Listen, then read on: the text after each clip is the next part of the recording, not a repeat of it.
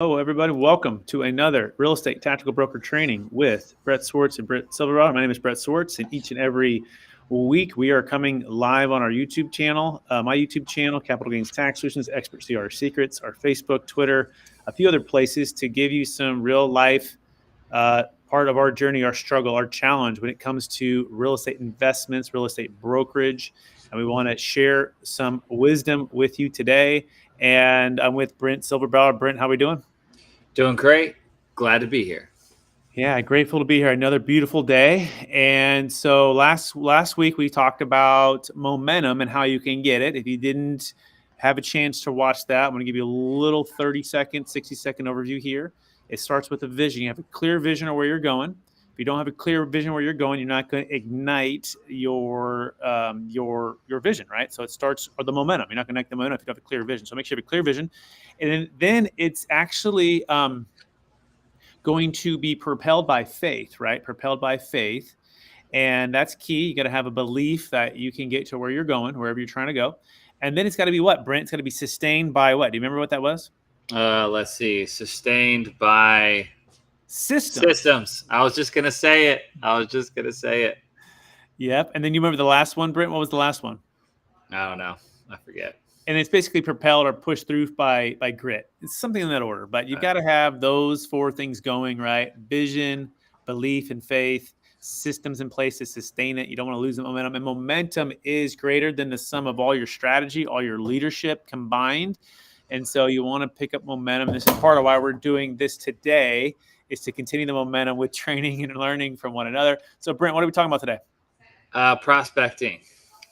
The big P, prospect. So, Brent, what's the number one secret to helping you or your team members prospect in an effective, efficient way?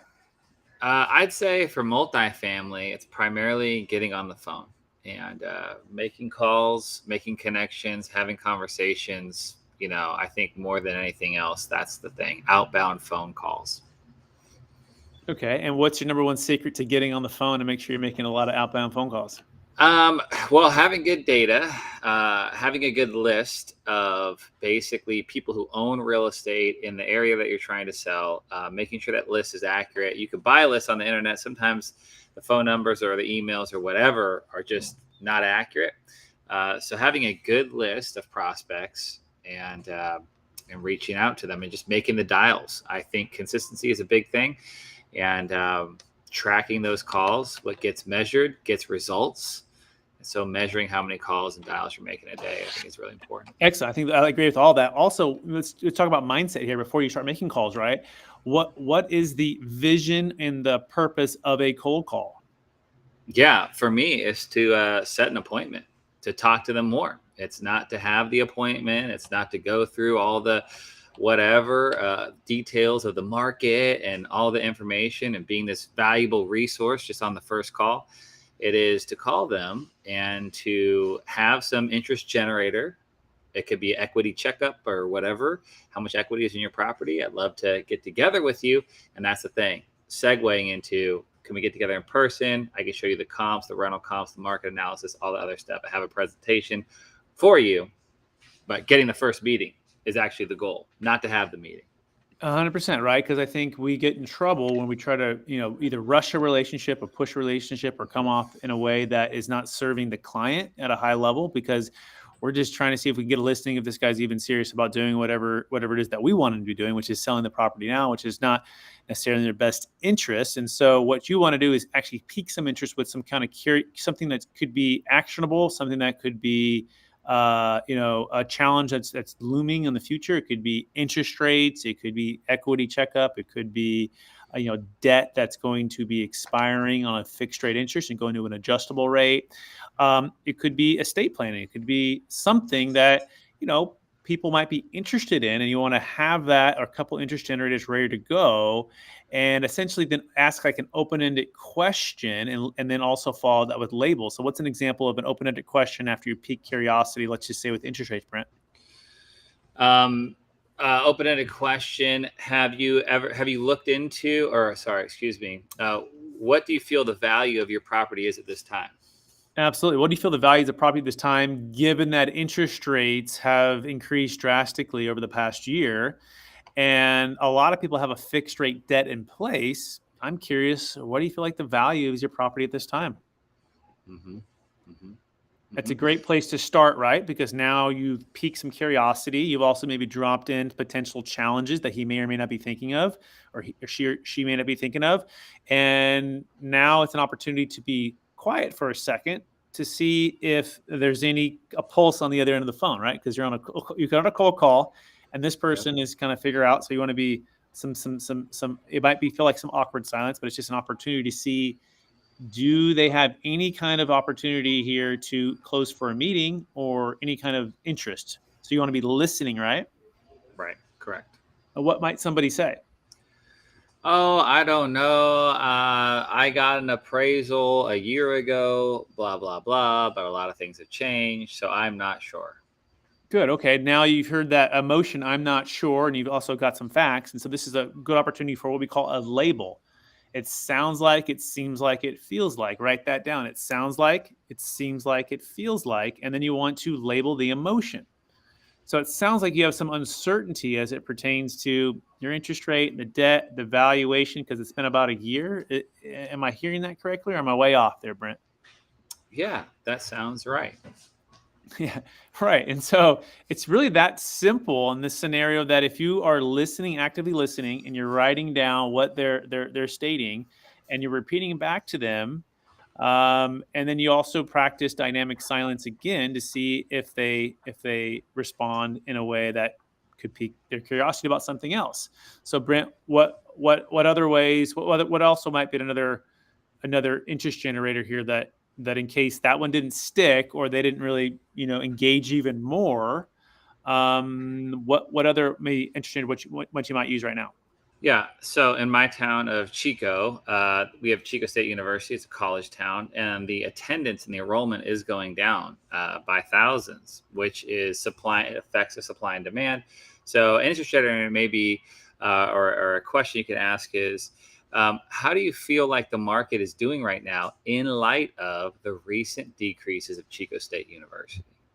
Yeah, 100%. Now you've got something that's very specific to their micro market, right? Hmm. That may not be specific to their property. So I encourage you to have interest generators that are kind of the bigger global market, which is interest rates. It's all over, right? What's happening is interest rates are affecting valuations and buyers for making deals.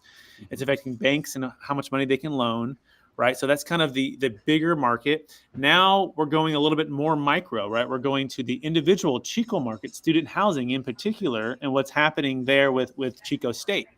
And so now I've dived in a little bit more, and you might say, I'm curious. This is the opportunity for an open-ended question, right?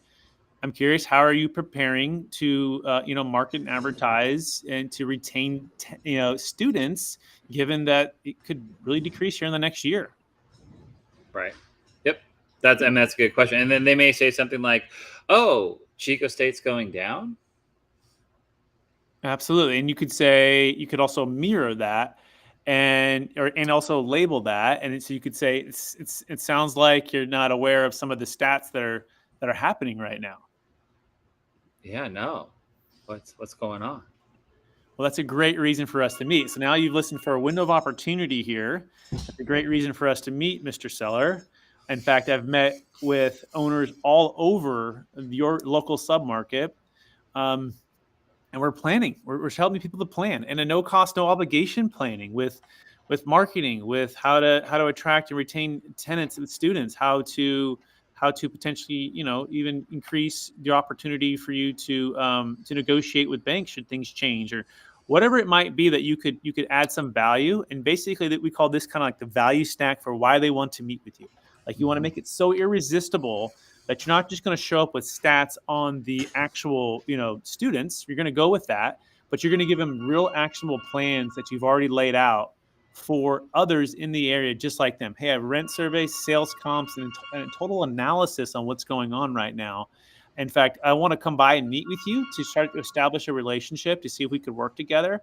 And so I'd like to come by next Tuesday or Wednesday to share with you all of the market research we've done, the sellers we've met with, there's some deals that we recently closed, and also these stats that are really staggering. How does Wednesday or Thursday next week work for you? Yeah, Wednesday or Thursday, both I'm available. Excellent. And now you get off the phone. Great. I'm going to meet you at this place at this time. Even ideally, you meet them at the property, right? If you can meet them at the property, even better. Look, I'd love to see one of the units to see how that compares to some of the rental comps and sales comps I've seen recently. Can we meet at the property? Get them on site, walking, thinking, talking. Now you're becoming a guide to help them with their asset to increase in value. And it could be to market and sell the property, or it could just be to give them tips and thoughts to give them a competitive advantage, right? They may not be ready to sell today, but at least you are there to serve them and you're in it with them. Is that making sense, Brent? Any questions on that? Yes. No, makes total sense. Yeah. So we're kind of combining a couple things, right? We're combining Chris Voss's Never Split the Difference, mirroring labeling. We're combining open-ended questions with curiosity on a big macro view, and then we're getting more micro. Now, let's imagine that second micro one doesn't actually connect, Brent. What if they say, yeah, I've heard about the student housing, and that seems, like it could be something in the future. I'm still 100% occupied now, and we're doing pretty good, right? They might object to that micro, sub market. Now let's think about it even more specific to maybe their scenario. Anything that come to mind that you could kind of narrow down to their property or their immediate sub market? Let's see. Well, I could say I could do an evaluation on your individual property. Does that sounds like something that's interesting to you? Yeah, I think I might put it more like this. Hey, I understand what you're saying. It sounds like you have a pretty good plan. It seems like you have a pretty good plan, and you've thought this through, and you're aware of these stats, and you're not concerned about it. You might kind of label that confidence, maybe test it out a little bit. So it sounds like you have a great plan for that, and you're not concerned with the students. So first of all, label that confidence, label that emotion behind what they just said. Don't let it just go away. And let's imagine say, yeah, I do. Okay, great. Hey, I totally get that. I respect that. I'm glad you do. Most of my clients that I work with and sellers in the area don't. Here's what I can offer to you, and I'm curious if you would be interested in this. We actually do a detailed analysis on your asset, and we look for anything that could be of inefficiency, such as insurance increasing, such as utilities and tenant and build back with rubs, such as concessions and rents, such as anything that you can be doing to potentially position yourself to increase the valuation of your property, because valuations have changed and debt has changed, right? And looking at it the full 360 of your property. This is no cost, no obligation. I am not asking for a listing today. I don't want you to come off like I need to sell something. I'm not asking for that at all. I'm defusing the situation here. I'm simply asking for the opportunity to meet with you and to give you a no cost, my assessment of what I'm seeing as it compares to properties in your immediate area that I've already done the work for. I've already done the research on. All I ask is that I could sit down with you, meet with you, understand where you're coming from, what you have for your property. Do you feel like that could be a value to you to have a specific analysis for your asset? Yeah, that could probably be pretty good. Yeah. Okay. So now I'm offering something that's micro to their particular asset, right? So I started with big macro, went micro submarket. Now it's to their particular asset. Now at this point, if they say, you know what, hey, I appreciate it. I'm not necessarily, ready to sell. Got it. I understand. It seems like you're not ready to sell. Totally get it. And I don't want to waste your time doing the analysis at this point. Hey, I understand. Hey, got it. I appreciate your time. You don't have to close for the meeting. Like every single call is not going to be set for a meeting. You might ask them at this point, is there anything else that you feel like I could help you with as it pertains to contractors, as it pertains to pest control, as it pertains to marketing services, as it pertains to social media marketing, like something else that perhaps could pique their curiosity and or their need that they're not even thinking about, that you already have a solution to or someone to hand them off to for that, right? And this might be just the catch-all, and they may say yes or no, and you say, hey, I totally respect it. If they say no, I'd like to follow up with you in about 3 months just to check in with you. And in the meantime, I'm going to email you a few deals that we recently closed. Would that be okay if I sent you an email on that? Yeah, sure. That's fine. Okay. How does that feel, Brent, if that was the pace and that was the rhythm with the call? Yeah, it would feel like you're not getting an obligation or commitment really from them. It feels safe. It feels like you're just helping them out, go-giver type thing. So yeah, it feels fun. Absolutely. And I'm also, hopefully my tone and my pace is that I'm not going to be wasting their time, and I'm also clearly understanding where they're coming from. I'm not dismissing their concerns or that they don't want to meet. Like, I'm actually congratulating them that they have a good plan in place, right? And you're just here as a resource, and you're dedicated to your craft, right? Of solving challenges. You might even hit them with hit them is probably not the right word. You might even encourage them to do long-term planning, right? And you might say something along the lines, "Hey, one other thing," and this may not be that, may not do this 5 times on one call, right? But just have these things ready to go, right? These talk tracks, because some people are thinking about their immediate asset. Some people are thinking about 1 to 3 years from now. Some people are concerned with the 1031 exchange and going into another asset, and they're just not even thinking until that you break that barrier, that roadblock for them. And you might say, "You know what? I want to let you know of a deal started recently. Just by the way, I had a similar client. He was in a good position, didn't really have any real motivation to sell. He wasn't really concerned with the rental market, with student housing. He had actually a good interest rate that was assumable debt, but his biggest challenge was he felt like if he were to sell, he was going to be stuck with the 1031 exchange, window of 45 180 and paying all this tax. And it was also daunting for him to think about he has to start over with a new deal. And he might be quiet for a second, and he might say, "Oh, I can relate with that." Now, all of a sudden, he goes, "Well, what did you do?" And he said, "Well, we provided an alternative to a 1031 exchange where he can diversify his wealth. He can invest into multifamily funds or the stock market liquid, and he never has to worry about a 1031 exchange ever again." Now, all of a sudden, he might be piquing his curiosity, right? And he might respond to that or he won't. Most will. I can almost guarantee you most will, right? Most will say, "Well, what is that all about?" And he said, "That's a perfect reason for us to meet. I believe we've found the Netflix version to exit planning where most people are stuck in Blockbuster. And it's one of the biggest frustrations is capital gains tax and the 1031 exchange. And we want to show you why we believe we're the best in the business as it comes to not only selling your asset, but also helping you to defer capital gains tax and have an exit plan that's beyond just owning toilets, trash, and liability for periods of time since you don't want to do it anymore." I'm curious, would that be of any interest to you? Or it sounds like you might even ask the question. You might even sound like, "Well, it sounds like that piqued your interest," right? And they might say, "Yeah, great. That's a great reason for us to meet," right? So now you're going to another part of what their motivation may lie. Essentially, the purpose of the cold call is to set the meeting and to discover and to test where their motivations might be, right? And if you can test these different areas, these hot buttons like capital gains tax and 1031, student housing and interest rates, there's another one. The overall it could be cost, or just doing business in California, for example, is one of them, right? What is it? Find out that motivation and then speak to that and close for a meeting. Any thoughts on that, Brent? No, it's great. And I love the line, "That's a great reason for us to meet." Because I know when people say, "Hey, I want to meet with you," like, and they're selling something, in a way, they're coming into, they're calling me on the phone, they're interrupting my schedule, and they're saying, "I want to meet with you." Usually that is tough, I mean, just on the other end, but, bringing this all and saying, "This is a great reason for us to meet." Generating their interest. And it's not like that's a great reason for us to have a Zoom call. That's a great reason for us to have another phone call. It's a great reason for us to meet. I love it. It's a Yeah, good line. excellent. Okay, yeah, thank you. Yeah, I think that's exactly right. So write those things down, right? That are the things that you feel like could be a delivery, right? This is the time to practice these things, to role play, because at the end of the day, if people don't take action, if they don't meet with you, they're not going to list with you. If they don't Hmm. list with you, they're not going to get the transformation they want for the freedom they desire with their wealth, and you're not going to get paid. So go out there, take action, practice.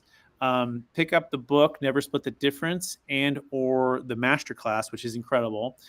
And then start taking action. Any other thoughts for people, Brent, if people want to do anything else? Any other tips for prospecting or marketing right now? Yeah, one thing that I like is I have this.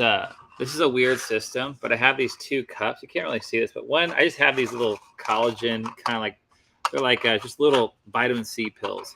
And I just, every time I make a call, I put it from one cup to the next. It's a little dumb little, you can do it with paper clips or pens or whatever. And I could just visualize, I could look into my cups, and my goal is to transfer all the cups from the, all the little, there's 20 here. So I want to make 20 calls a day.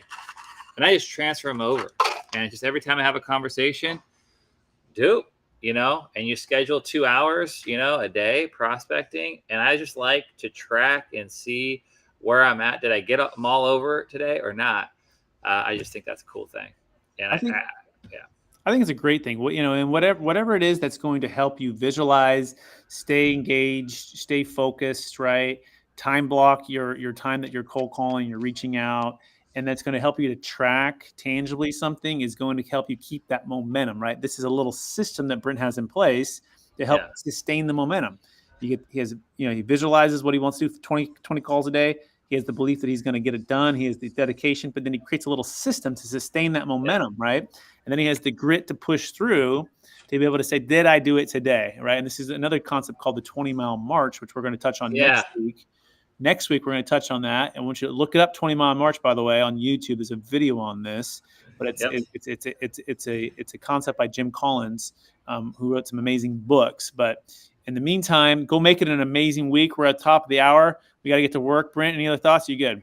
No, good. Thank you. Thank you, everybody. Have a good one. All right. Go to expmastery.com, too, if you want to connect with Brent or I. Would love the opportunity to talk with you if you want to